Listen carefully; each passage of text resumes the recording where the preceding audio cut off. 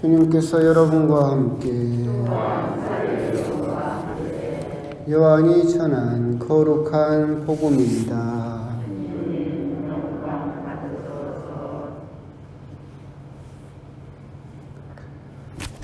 하느님께서는 세상을 너무나 사랑하신 나머지 외아들을 내주시어 그를 믿는 사람은 누구나 멸망하지 않고 영원한 생명을 얻게 하셨다. 하느님께서 아들을 세상에 보내신 것은 세상을 심판하시려는 것이 아니라 세상이 아들을 통하여 구원을 받게 하시려는 것이다. 아들을 믿는 사람은 심판을 받지 않는다. 그러나 믿지 않는 자는 이미 심판을 받았다. 하느님의 외아들의 이름을 믿지 않았기 때문이다. 그 심판은 이러하다. 빛이 이 세상에 왔지만 사람들은 빛보다 어둠을 더 사랑하였다. 그들이 하는 일이 악하였기 때문이다. 악을 저지르는 자는 누구나 빛을 미워하고 빛으로 나아가지 않는다. 자기가 한 일이 드러나지 않게 하려는 것이다. 그러나 진리를 실천하는 이는 빛으로 나아간다. 자기가 한 일이 하느님 안에서 이루어졌음을 드러내려는 것이다. 주님의 말씀입니다.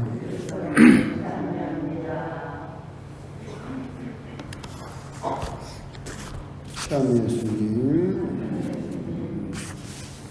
오늘 봄이 오다가 갑자기 또 기온이 아침 저녁으로 좀 쌀쌀해지고 추워진 것 같습니다.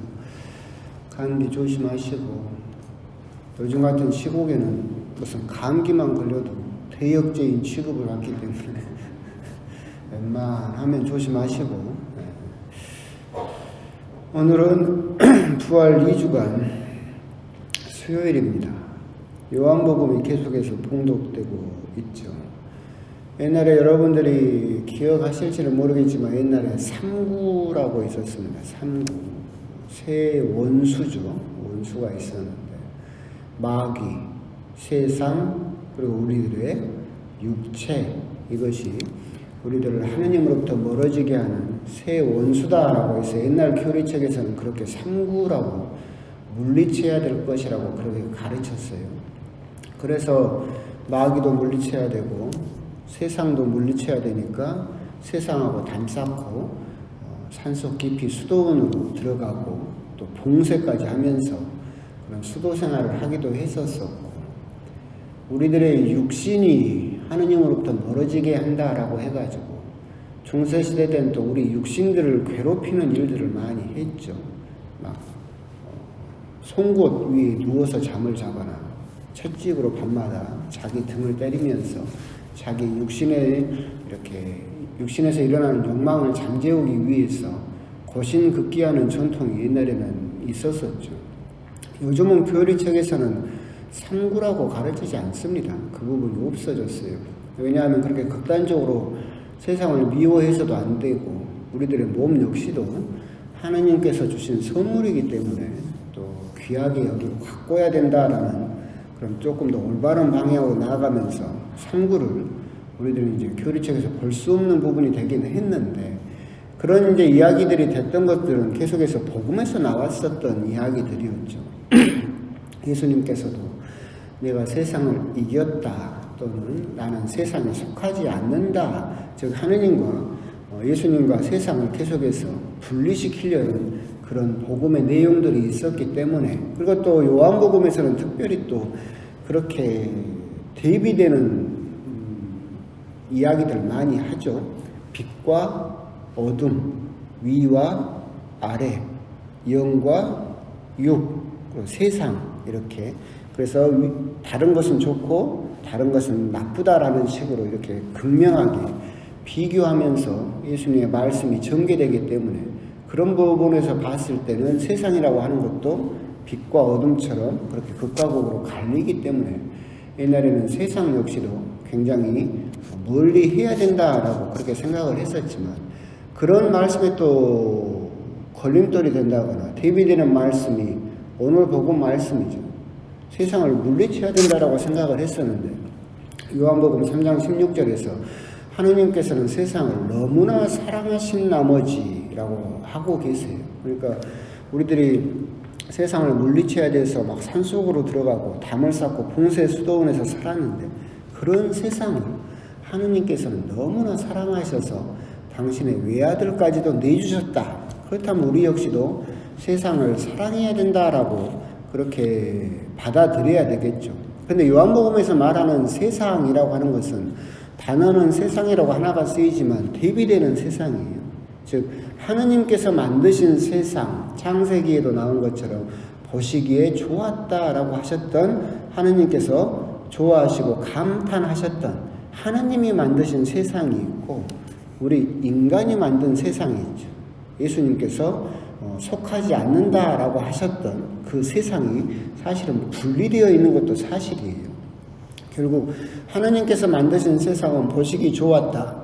사랑과 그리고 정의와 그리고 하느님의 사랑이 가득 찬 하느님의 피조물로서의 빛을 내고 있는 세상이다라고 한다면, 예수님이 당신이 속하지 않는다, 내가 세상을 이겼다라고 하는 그 세상은 인간들이 만든 세상이죠. 인간들이 만든 세상은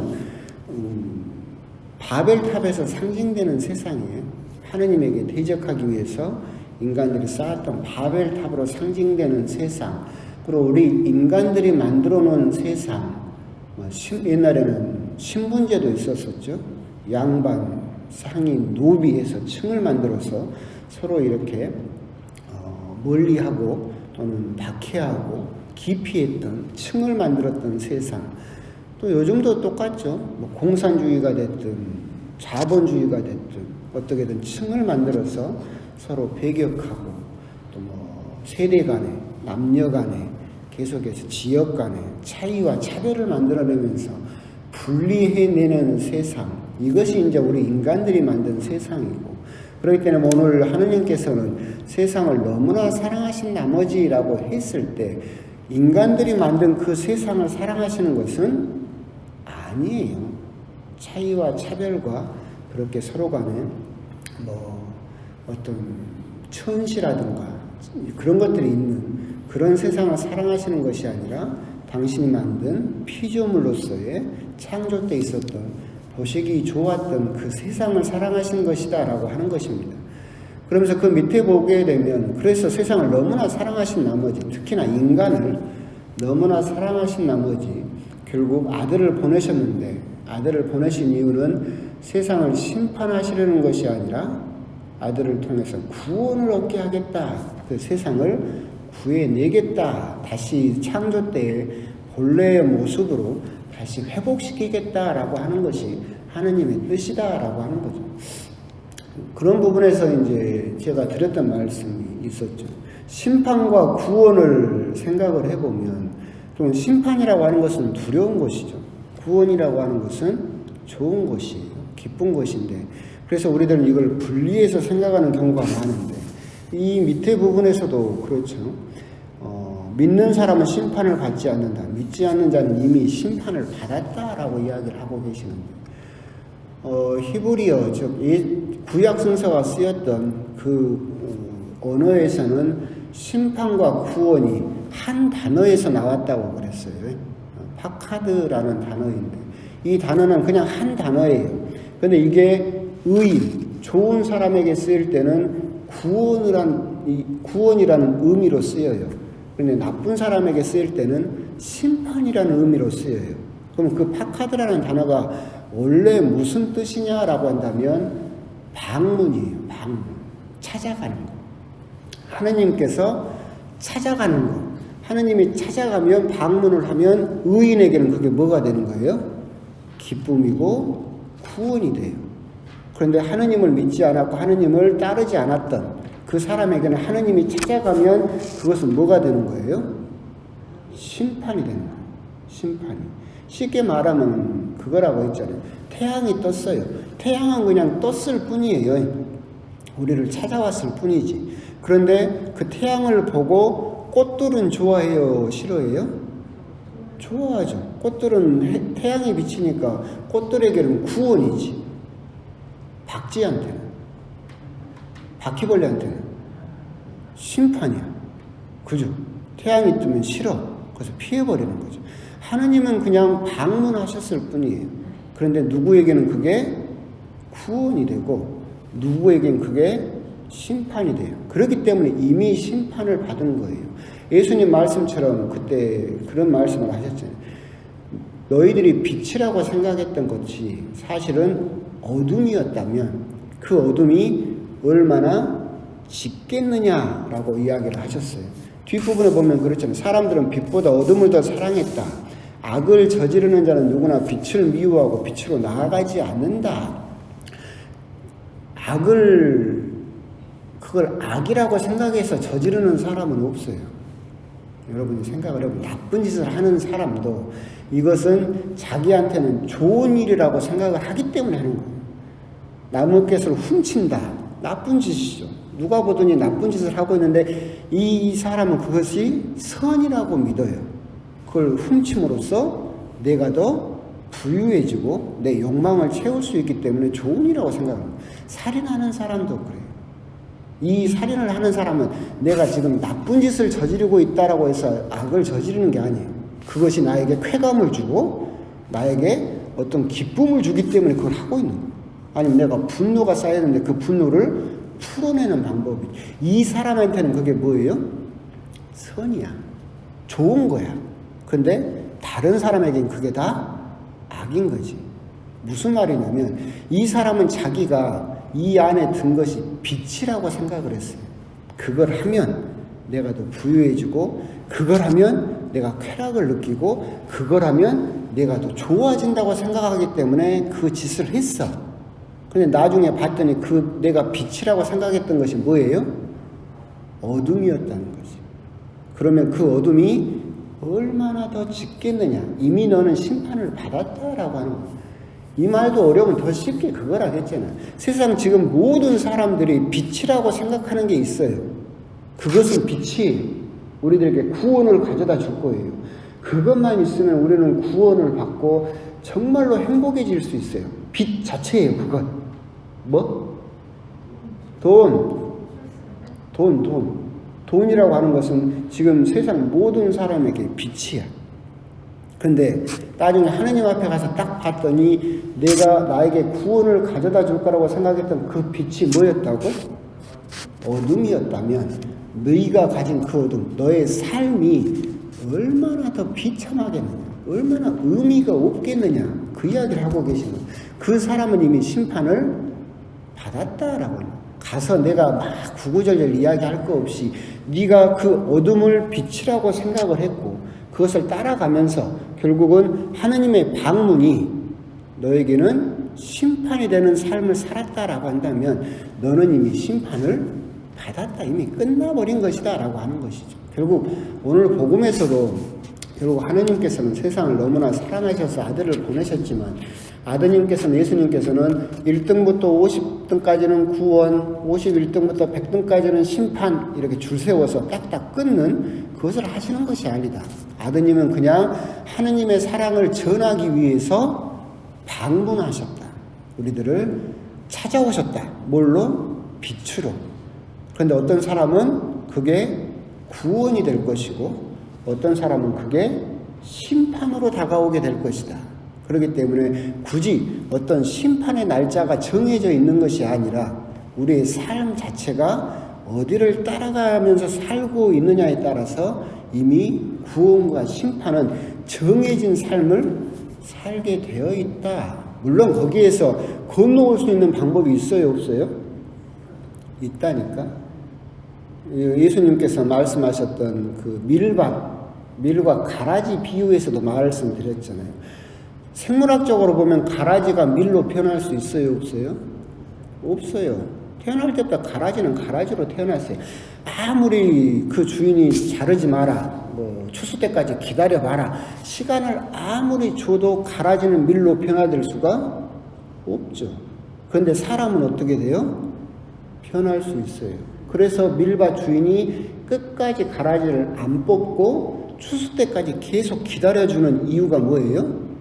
네가 가라지이지만 지금은 네가 회개하면 밀로 변화될 수 있기 때문에 그렇다.